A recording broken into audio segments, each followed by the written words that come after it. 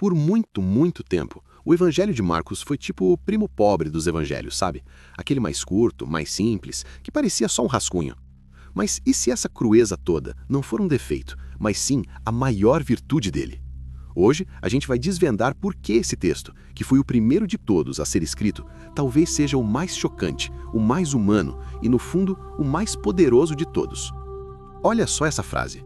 Foi dita por Agostinho, um dos teólogos mais gigantes da história. E essa ideia dele praticamente selou o destino de Marcos por mais de 1000 anos. A lógica parecia simples. Se é mais curto, então deve ser um resumo. Imagina só, uma única opinião que meio que rebaixou um livro inteiro da Bíblia por séculos. Marcos ficou ali, de lado, sendo visto como uma versão simplificada do Evangelho de Mateus, que era considerado o mais completo e organizado. Pois é, essa é a pergunta que virou a teologia de cabeça para baixo lá no século XIX. A pesquisa moderna descobriu uma coisa revolucionária. Marcos não era um resumo. Na verdade, era o contrário. Ele foi a fonte principal. Mateus e Lucas não só usaram Marcos como base, mas fizeram algo a mais. Eles muitas vezes suavizaram as partes mais difíceis, mais desconfortáveis, digamos assim. Tá, mas como é que Marcos faz isso na prática? É o que a gente vai desvendar agora, ponto por ponto. Esse aqui é o nosso roteiro, para a gente mergulhar na força bruta da narrativa dele e entender o que a torna tão única. Para começar, vamos falar do protagonista. Marcos nos apresenta um Jesus bem diferente de qualquer outro. Não é aquele mestre sereno, divino, que flutua acima dos problemas. Não, é uma figura visceral, cheia de emoção e às vezes até de limitações bem humanas. Agora, olha que interessante essa comparação. Uma pequena mudança de palavras revela uma diferença teológica enorme.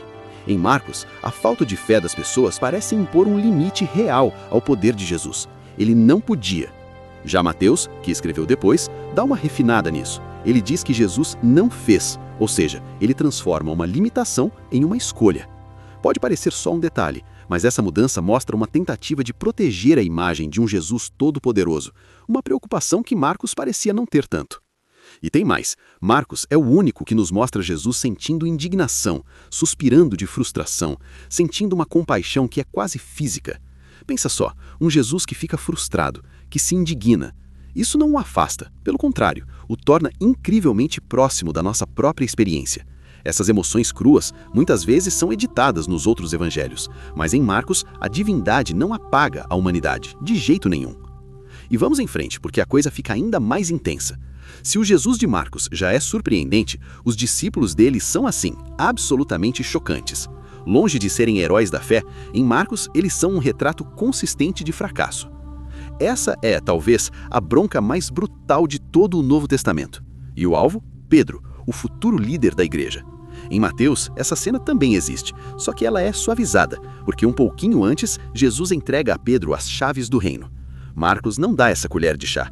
Ele nos entrega a repreensão com toda a força, sem anestesia.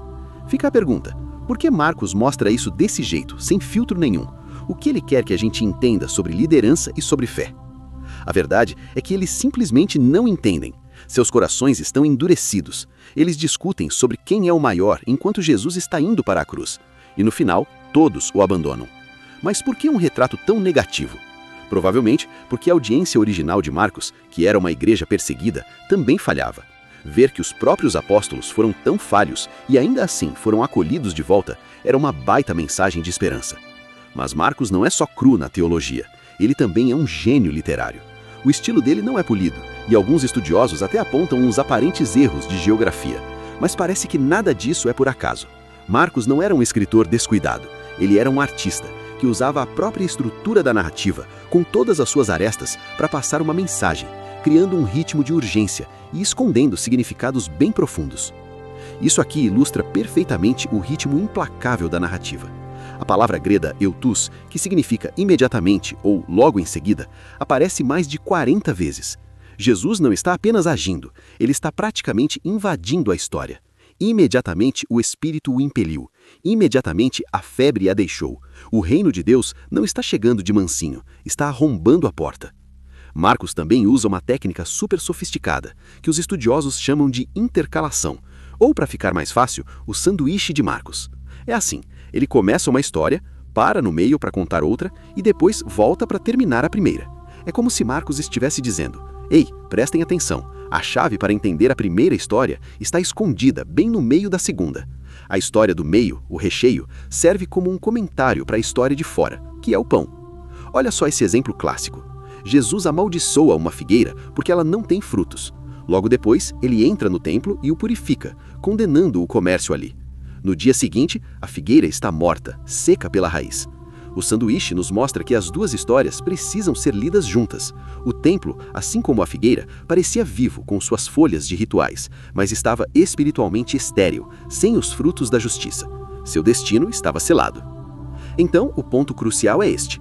Todo o evangelho, com essa urgência e esses segredos, corre numa única direção, a cruz. Mas o maior choque não é nem a crucificação em si, é o jeito que Marcos decide terminar a sua história.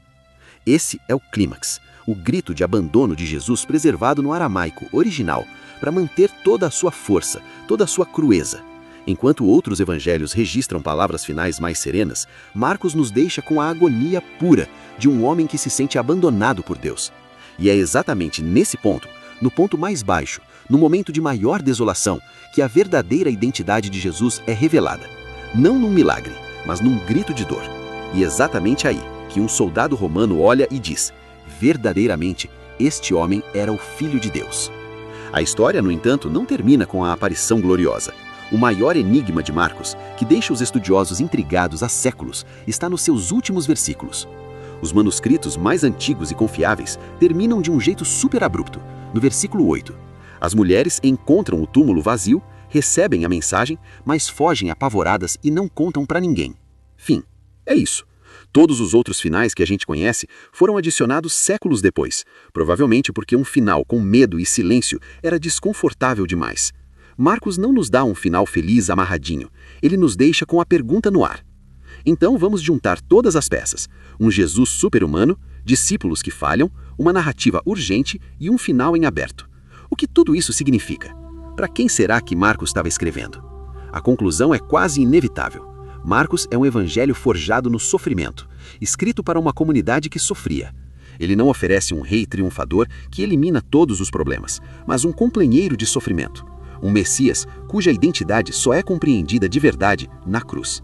E o mais importante, um caminho de discipulado que aceita a falha e o medo como parte da jornada. E aquele final abrupto, talvez seja o grande golpe de mestre de Marcos. Ao terminar com medo e silêncio, ele meio que passa o bastão para frente.